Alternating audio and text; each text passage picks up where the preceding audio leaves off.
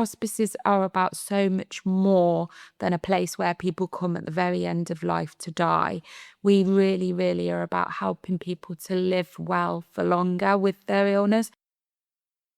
How do we raise awareness about our services to ensure that we're getting people earlier on appropriately, supporting them with their well-being and quality of life? Now when I ring them, they'll say, "Oh, hello, Kay," which is really nice because they're obviously at the beginning, they've only got a Myton number, but now they recognise the voice and everything. And then they come here and it's like the dust starts to settle and they feel this peace. And my mum died here in the room at the far end down there, and my mum, like everybody, had a lot of idiosyncrasies. And, I can just think how much it felt like her and being looked after and cared for in the way that she needed to be. Yeah. She was incredibly independent. And, the staff here were just wonderful, really wonderful.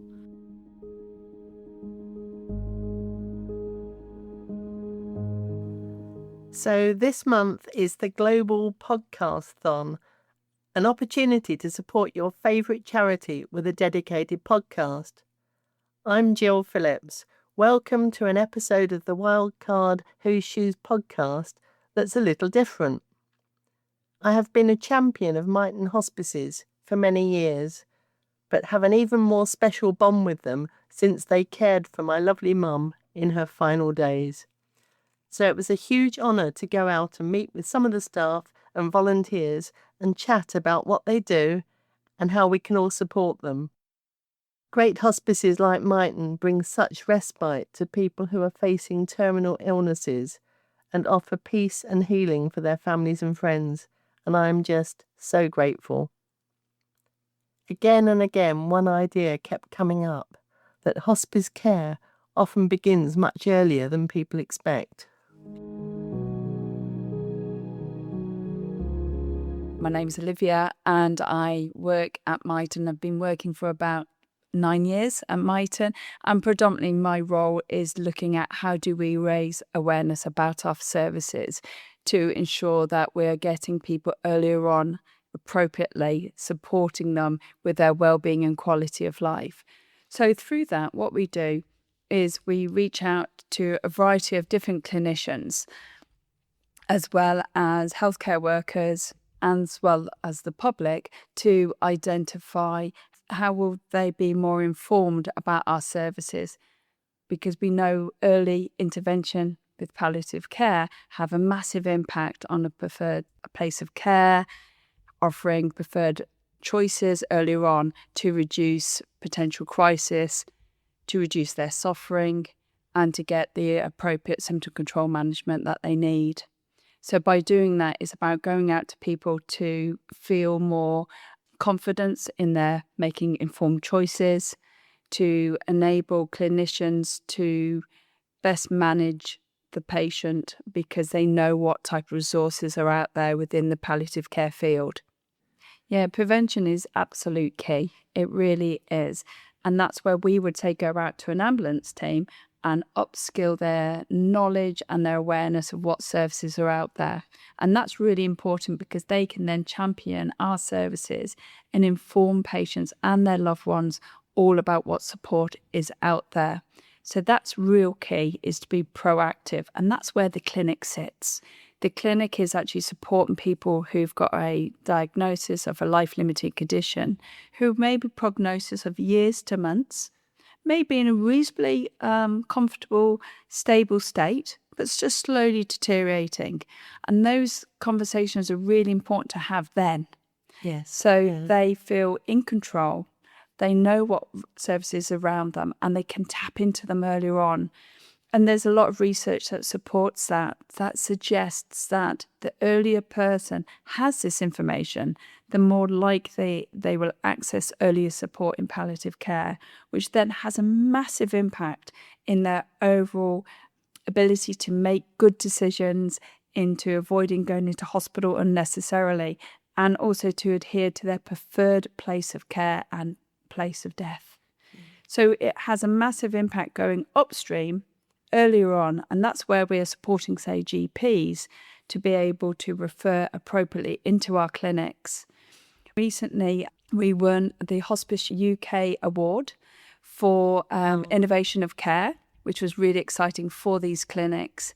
And as a result of that, we've had a very strong interest from other hospices all around the United Kingdom contacting us to see if they can replicate that model within their community, which is really exciting because it's such a unique clinic. So in terms of a bigger picture of Myton Hospices and hospice care in general, there's quite a misconception often about what hospice care is and what it isn't. And I'm hoping that this podcast can really help raise awareness of that wider role that's come through so clearly, the holistic care. What can you tell us about that, Holly? There's definitely lots of misconceptions around hospice care, and as you say, what it is and what it isn't. And that's a huge part of my job and my team's job, is to really try to raise awareness of what hospices actually do, how they can help people, when they can help people. And once people arrive, something shifts. Care becomes less about services and more about people.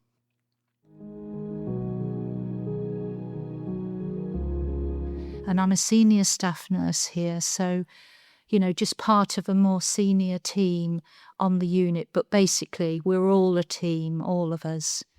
The nursing assistants, the nurses, whatever your level, we're all a team.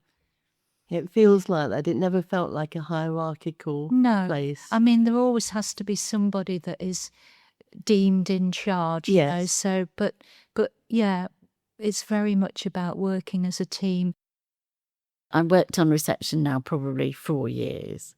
I just love the interaction with people, actually, and also the empathy with the visitors when they've come out of seeing their relatives. I also volunteer on a Thursday as a telephone support volunteer. So I've got 7 clients that I speak to on a regular basis.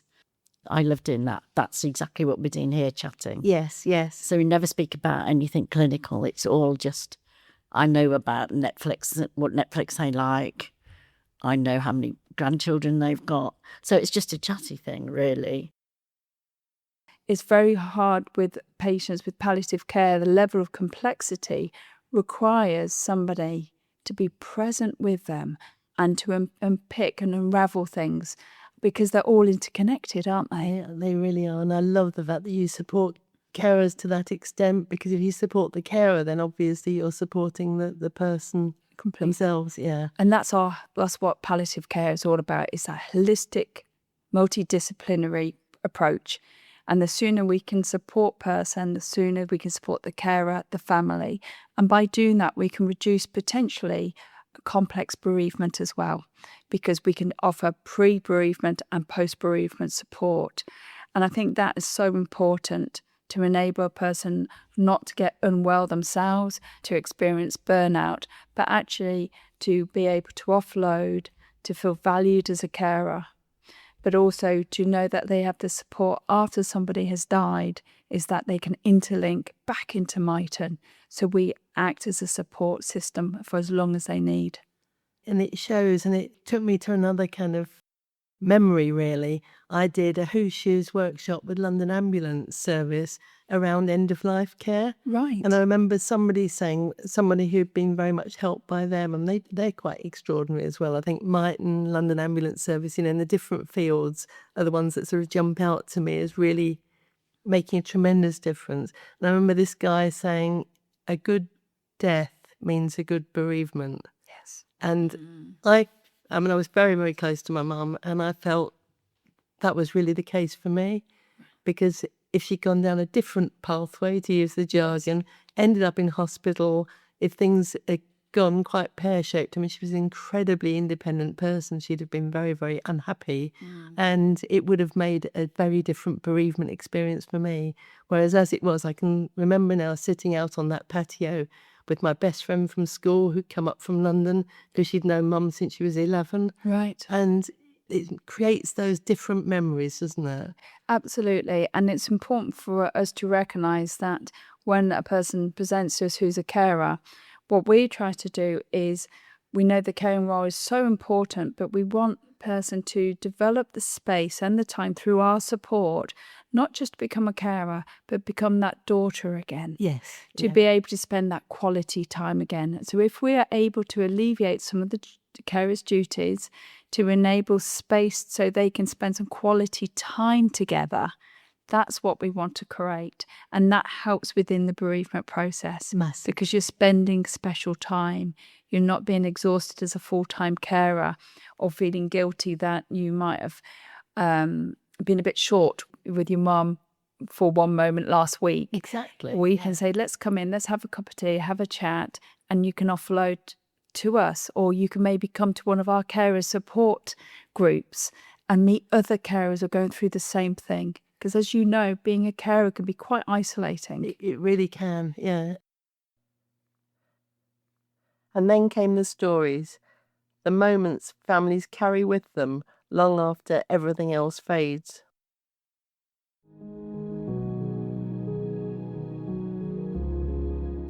The way we do things is quite flexible as well, and we want families to, for example, if you've got a dog at home, bring your dog in. We make the person's room, it is their room for them to use with their family, and you don't get that in a hospital environment. So that's really, it's beautiful. And something that really moved me this year was one of the senior nurses has got this real gift for creating a beautiful Christmas environment here. wow. And she did one for Remembrance Day. And honestly, it was so moving. She'd got like a row of poppies that were just draping from the wall as if they were on a wave. It looked like a wave coming across the wall, and all the Union Jacks, everything. And it was the most beautiful thing. And as a nurse here, I felt really proud for the effort, that goes into recognising what's going on in our year calendar, if you like, and bringing it here for everyone to share in that. Things like that are different, aren't they? They make those periods so special. They really do. Those people will remember that Yeah. forever. And one of the memories that I've got, Yeah. just making me smile there, is we had in that little room down there a Prosecco party for my mum. Did you? Because some key family members had come at that particular moment. Yeah. And it was obviously lovely in itself. And it's about the last memory, really, of actually really involving mum. But it was also funny because she'd been in assisted living accommodation, and she had 3 months before had her 95th birthday party, and she was much better. 95? Yeah, she was 95. And when she was 95, she was relatively quite well. So her deterioration was quite fast at the end, which probably suited her. But for her 95th birthday party, we'd had Prosecco, but we'd had this massive debate about whether it should be Prosecco or champagne. And Nick, the manager of the assisted living, called it Prosecco Gate. Yeah. Because the mum and her friends went on about it, I think, for so long. Yeah. And just became a joke. And when we finally settled on Prosecco, and the party was just lovely, we had a string quartet and just such lovely, lovely memories. But then we had a Prosecco party here at Myton. And, all those memories. Yeah. And you imagine, for loved ones who were able to facilitate something as special as that. And you take that with you, don't you? In Absolutely in do. your grief, you've got that sort of, I imagine, like a soft sponge in your heart that will remind you what you were able to do and how magical it was. That in some cases, unfortunately, people can't always do things that gives them a warm legacy of their loved one like that. It makes such a difference. I remember we had a person here who his big thing was motorcycles, right? He was so, and all of that. And it was facilitated. One day there was this woo, woo, and the gates were opened and this massive motorbike came into the terrace and it was out there revving up outside the patient's room. It was beautiful and moving. Yeah, It really. I feel moved even remembering in it. Yes. I bet you've had all sorts happening here, haven't you, for different people? Oh, yeah. And we've got another member of staff, a wonderful nursing assistant, who did a beach party, didn't she? I never saw that. Sandpits. Well, were you there? Did you see it? Yeah. Can you describe that? What was it? I think it stemmed from a patient maybe not being able to go on their usual summer holiday down to Devon or Cornwall that they usually take. And so the family really wanted to spend a summer with her again here at Myton. So yeah, one of our nursing assistants brought the beach to Myton. So we had sand pits, we had a paddling pool, we had some beach games, bit of volleyball going on, water gun fights for the kids.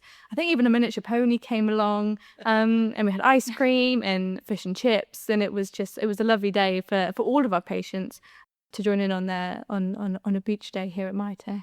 And you, by saying, let's bring the sea to here. Let's bring the sea to... Isn't that wonderful? Yeah, let's bring the sea to the place in Let's the bring the centre of sea here. the country where it's the furthest from the sea. Don't know about the moon, but bring the moon. And there was someone else as well that I remember who we came out and had a coffee from the patient's room. I said, should we go for a coffee? And we went, sat out there, and there was a nature program on the television in the bistro, and he said, do you know what? He said, one of my ambitions was to go to the Grand Canyon, but I guess I'll never go there now. And I got myself thinking, and I managed to take him there through virtual reality. We managed to get a virtual reality thing, and he went to the Grand Canyon via that means. I know it's not the same, but at least it was something. Well, it's more than something. something, I mean, it's yeah. quite an immersive experience, Yeah. isn't it? I'd experienced it myself, and it is magic. So yeah, it just shows you, doesn't it, when you put your mind to it, what you can achieve and what everybody deserves. I love it. Yeah, absolutely. And going back through memories and having special conversations, because that's what you will take forwards. And if we can be able to do that with our specialist advice and support, but also being a listening ear, I think is the key, being present. And we have good nurse-patient ratio, so it allows us as nurses to be able to sit with not just the patient, but with the loved one to talk about those experiences. We recognise that giving somebody, say, a bath can be classed as a clinical task. Yes. But however, talking to a carer is equally as important, just as much as important than, say, giving a medication. And that's what we see at Myton is we need to be able to have that wraparound care, both to the carer and to the patient. And each moment of care is just as important as each other's. Well, I'm telling you, it works. Yeah, that's good. Yeah. I'm so pleased. Listening to these stories, you realise something else. Hospice care doesn't sit apart from the community. It grows out of it.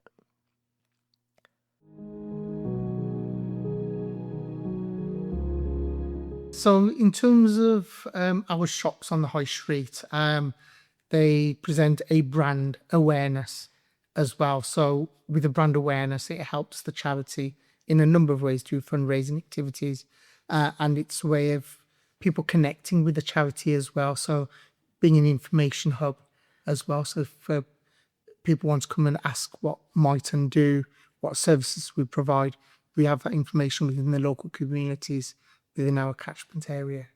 And I've felt that, coming into the shops and so on. I think it's really good that you've got that sort of physical presence to get that chance to go to the shops and either as a customer buying something, so putting money in, or donating something is rewarding. It is, yeah. And what I've personally found is visiting the shops is when you're talking to volunteers and staff, they've had some personal connection with the charity. Exactly. Which is fantastic. And when you're talking to customers or overhearing a conversation, they've had a touch point with the charity at some stage or another, which is good news story because they're coming back to the shop to spend or donate.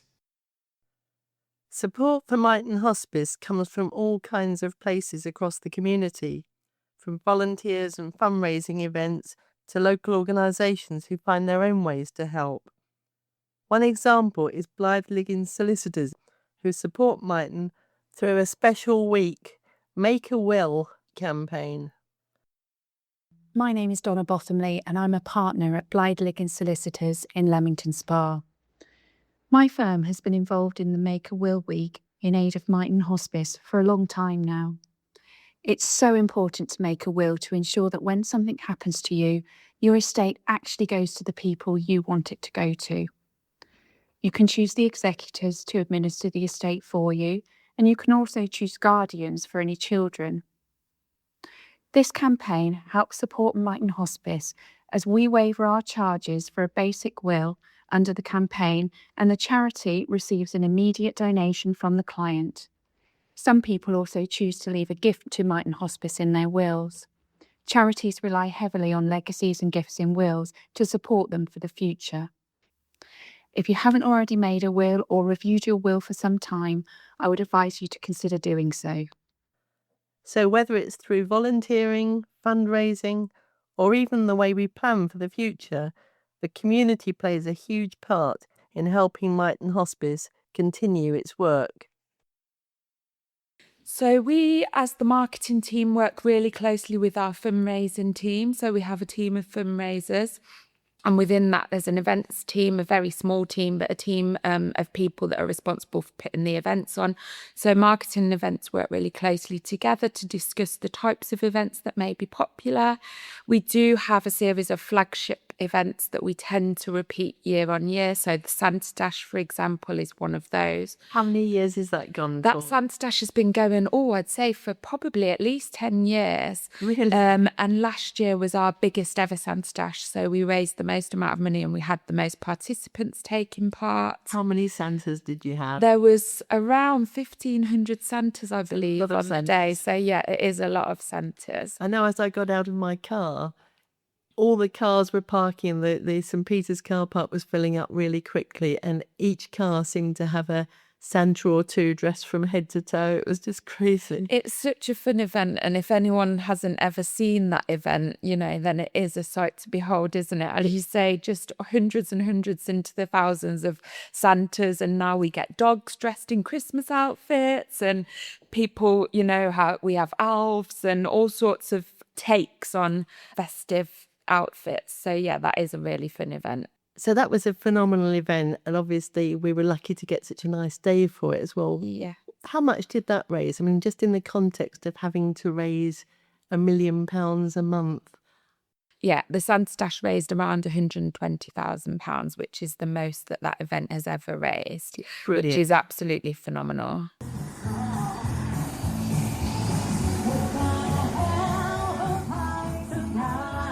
What's your name? Andrew. Congratulations, Andrew. I understand you were the fastest Santa. Thank you very much. Yeah, it was a really fun event. Yeah, I really enjoyed it. Brilliant. All very good cause. Brilliant to raise money for Myton Hospices in such a fun way. So. Yeah, absolutely. It's great to get out on a nice day, and yeah, it seems like there'd been lots and lots of money raised for a really good cause. So I'm really happy to take part. It was really good fun. Okay, congratulations. Thanks very much. So another example, much smaller, but in some ways just as big, because I love stuff that comes directly from the community and small people, if you like, making a difference. So I know I went along to, I had quite a weekend of actually Myton Hospice and fundraising, lots and lots of fun. The Santa Dash was on the Sunday, but on the previous day, on the Saturday, I went along to the cafe in the park, and it's a local small cafe near us that only opens at weekends, and they were doing carol singing to raise money for Myton Hospices. And I went along again with a couple of my grandchildren who so enjoyed being part of that. Lynn was there as a pop-up elf, so that when there were enough people in the cafe, she'd get the song sheets out, she'd get the carol sheets out, and we'd just sing. And I think that kind of community engagement is just awesome. So I felt really proud and had a lot of fun being part of that.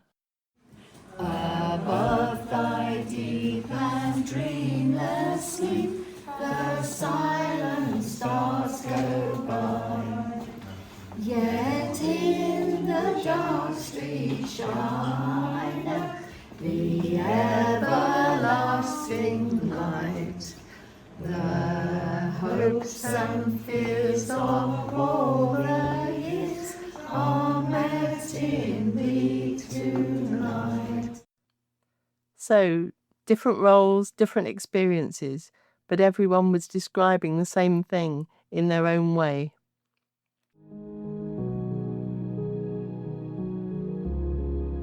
You might find through the hospice is our vocation. It's not our job. Yeah. It's something that we are meant to be doing. So, I think it's the can-do attitude, isn't it? And I Yeah, feel that with probably Myton. realising that I can't do it if I can't. Yes, If I yes. actually can't. But it might be that I It can. might be that I can. Yeah. When your family come in, you then stop being a carer. You start going back to being a family member. Exactly. It gives you that break, as it was from the patient. We're always looking for different ways to be able to get the word out and hopefully make it as easy as possible for people to find out information about the support that's available to them, to their loved ones. And as you say, everyone's different. Some people want to sit on the internet at midnight and, type away on their own. Some people want to talk to someone. Some people are really comfortable and confident, having those conversations, but others aren't. So it's To have really the human voice. Exactly. But it's really important that we offer as much choice as possible.